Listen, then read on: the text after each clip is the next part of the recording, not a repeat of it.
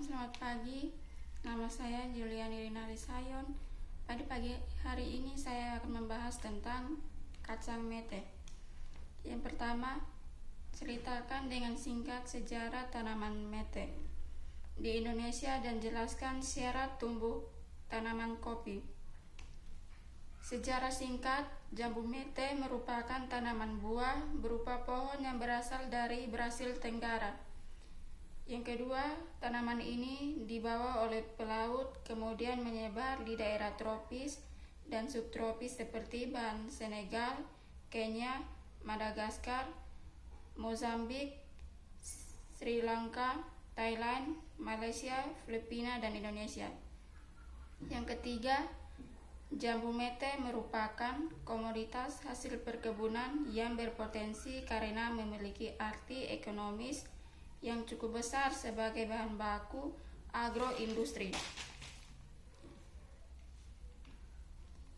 Yang kedua, uraikan klasifikasi dan morfologi mete mulai dari kingdom sampai spesies.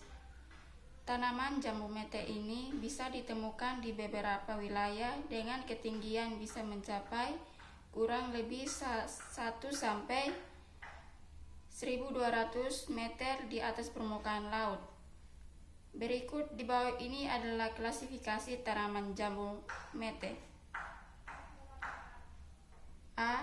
Kingdom Plantae. B. Subkingdom Viridiplain. C.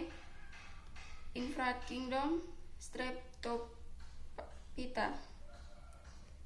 D. Divisi Tracheophyta. E. Subdivisi Spermatophyta. F. Divisi Embryophyta. G. Kelas Magnolophysidae. H. Subkelas Rhosidae. I. Ordo Sapildales. J. Superordo Rosnei. K. Family Anacardiens. K. Genus Anacardium L. L. Spesies Anacardium occidens. Morfologi tanaman mete. Yang pertama, akar tanaman jambu mete.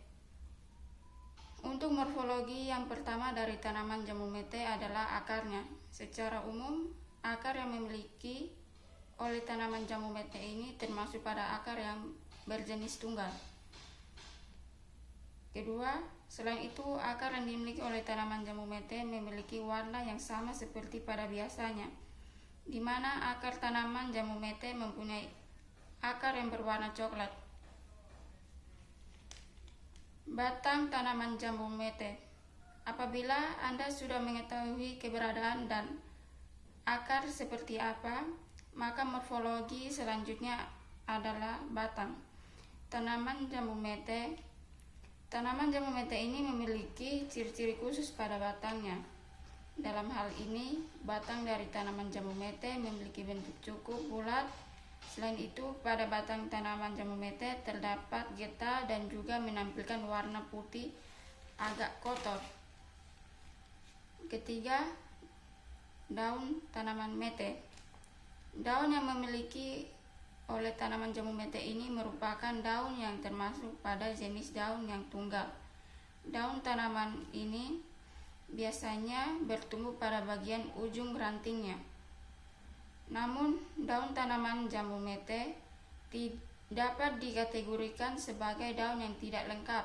Hal ini dikarenakan daun jambu mete hanya memiliki helai daun atau lamina dan juga tangkai daun atau petiolus. Yang keempat, bunga tanaman mete.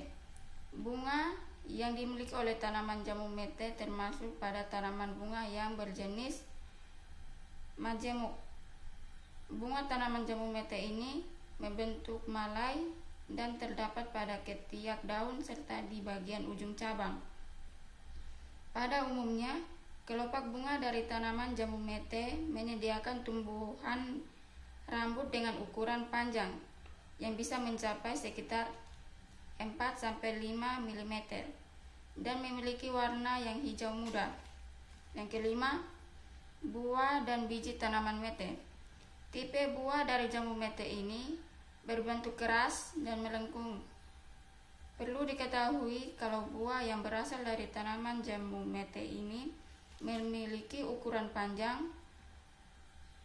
kurang lebih mencapai 3 cm.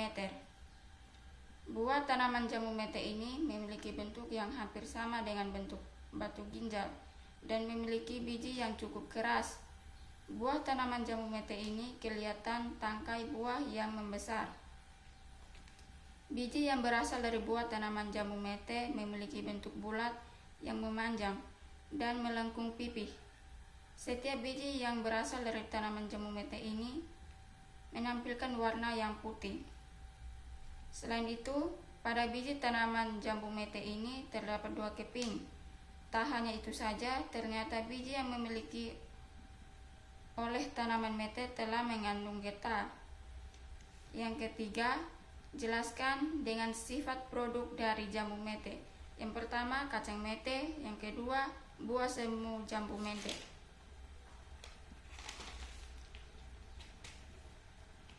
Yang keempat, jelaskan bagaimana pada penggolongan kacang mete, bagaimana proses pasca panen yang baik. Yang pertama, panen. Panen jambu mete dilakukan bila buah mete telah masak optimum, ditandai dengan warna yang gelondong coklat keabu-abuan, sedangkan kulit buah semu telah berubah merah kuning jingga tergantung pada jenisnya. Yang kedua, penjemuran.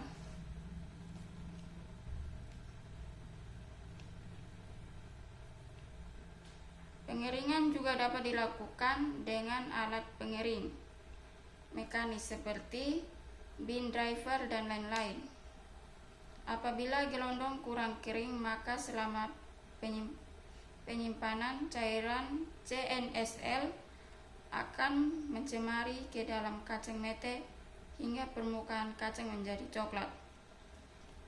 Yang ketiga, pengukusan atau pengalipan.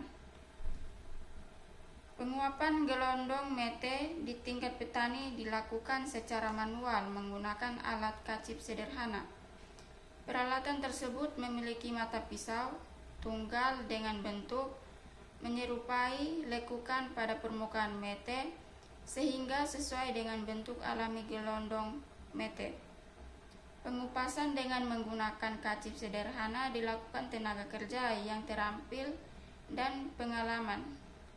Untuk memisahkan mete yang masih melekat pada bagian belahan kulit, dilakukan pencongkelan dengan pisau atau paku pipi hingga terlepas.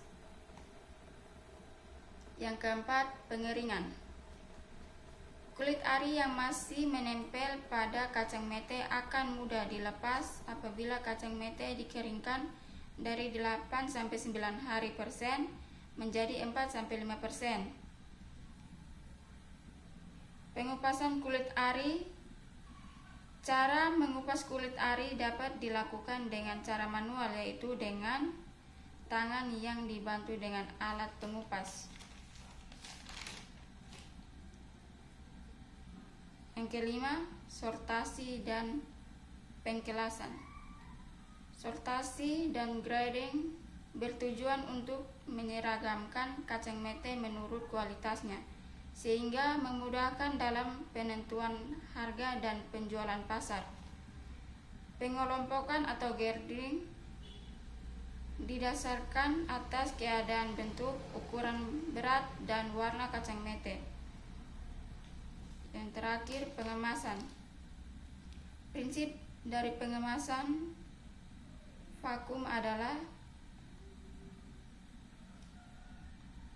pengeluaran O2 produk yang dikemas sehingga dapat memperpanjang masa simpannya. Kacang mete mudah sekali rusak karena memiliki sifat-sifat mudah menyerap air, bau yang tidak enak, dan mudah terserang cendawan serta serangga. Oleh karena itu, hasil akhir harus segera dibungkus rapat dan tidak tembus. Sekian dari saya, terima kasih.